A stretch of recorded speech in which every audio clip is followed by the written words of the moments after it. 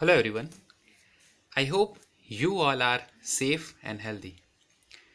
In today's session, we are going to start with a new chapter, chapter number 9, ledger posting. This session is only theoretical one. From the next session, we will start examples of this chapter. Just for your understanding, I am starting with some of the theory concepts of this particular chapter.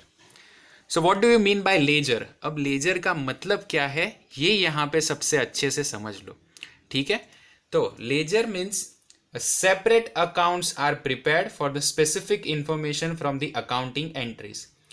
This different types of accounts are prepared in a separate book which is known as a ledger book.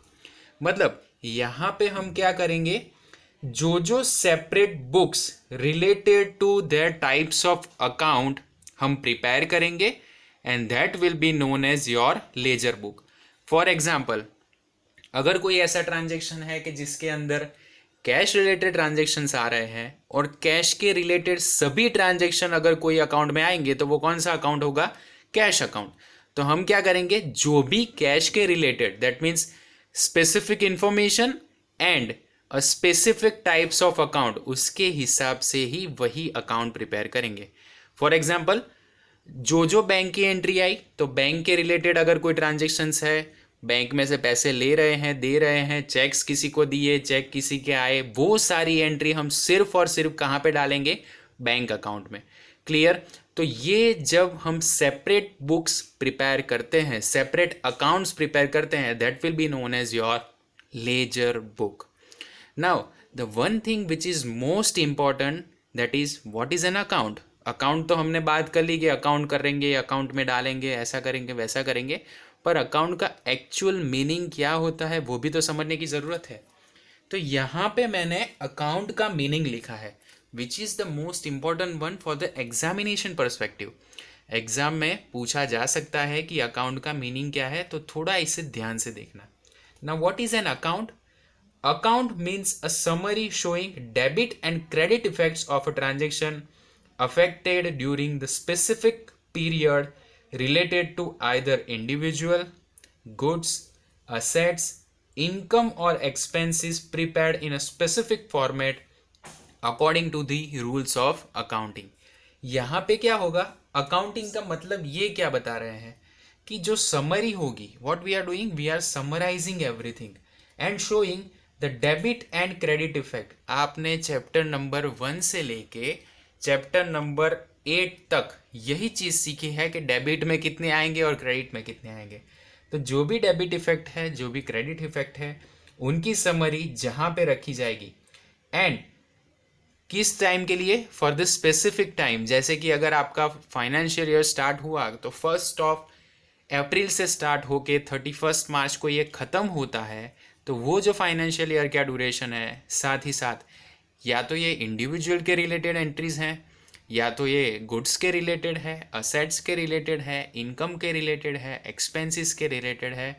For this specific formats we are applying some rules of accounting. कौन से rule apply करेंगे, अगर traditional approach से देखो तो 3 rule आते हैं। पहला है आपका पर्सनल अकाउंट्स। तो पर्सनल अकाउंट का रूल क्या है, debit the receiver, credit the giver.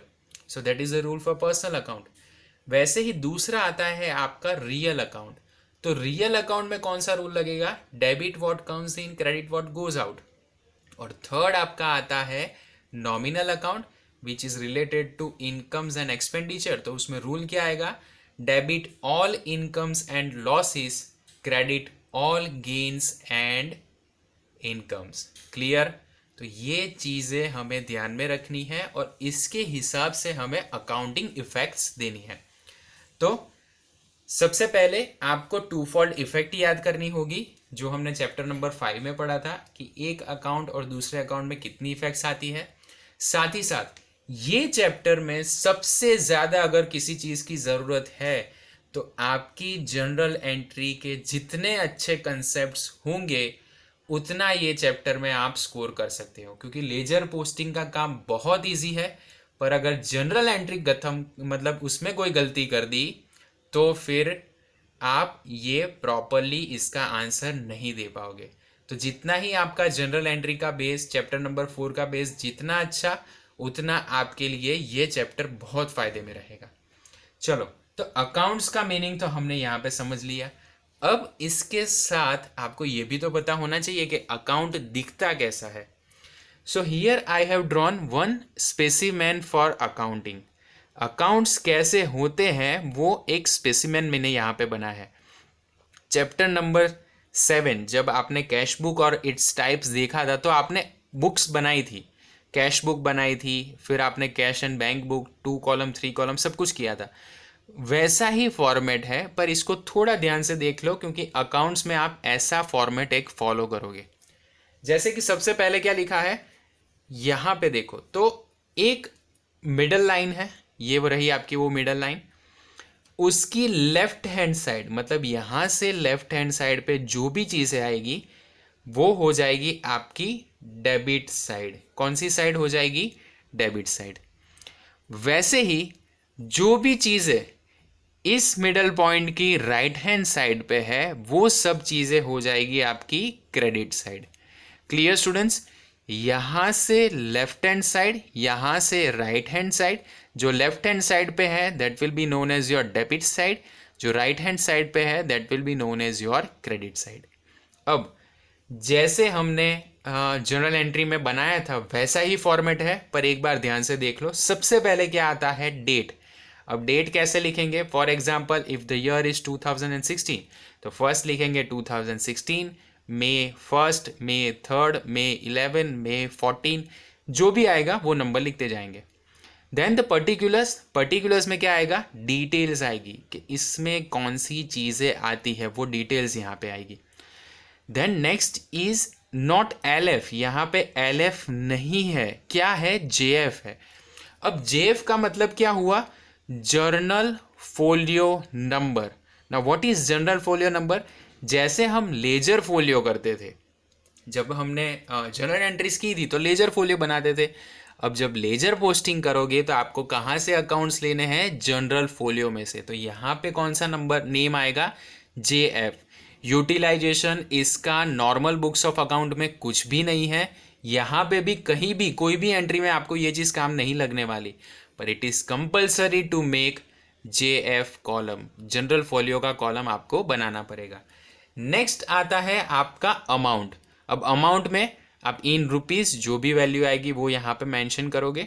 Then again now here is the credit side. Credit side पे भी वही चीज़ें, डेट की डेट आ गई, पर्टिकुलर्स पर्टिकुलर्स आ गए, JF मीन्स जनरल फोलियो, यहाँ पे भी general folio, and the last one that is for amount, और यहाँ पे भी क्या आ जाएगा? अमाउंट आ जाएगा।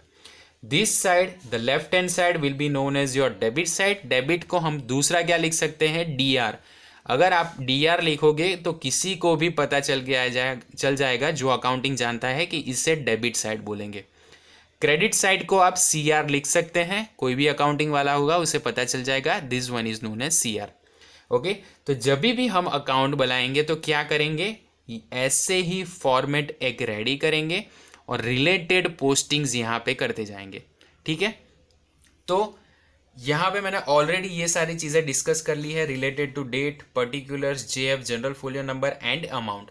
ये सारी चीज़ें लेफ्ट हैंड साइड भी आएगी और राइट हैंड साइड भी। Left side is known as your debit side, right side will be known as your credit side.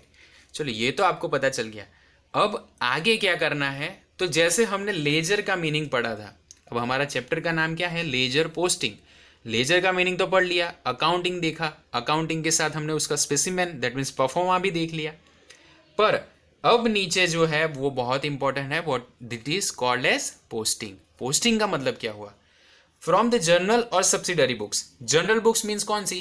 कि जिसमें हम जनरल एंट्रीज करते हैं वो सारी बुक, या तो फिर कोई भी सब्सिडरी बुक आप बनाते हो, जैसे कि अगर आपने कैश बुक बनाई है, सेल्स बुक बनाई है, purchase book, purchase return book, sales return book, अगर ऐसी कोई भी सब्सिडरी बुक्स बनाई है तो इन सब की process of recording as per the rules of accounting either on the debit side और affected credit side of affected account is known as posting.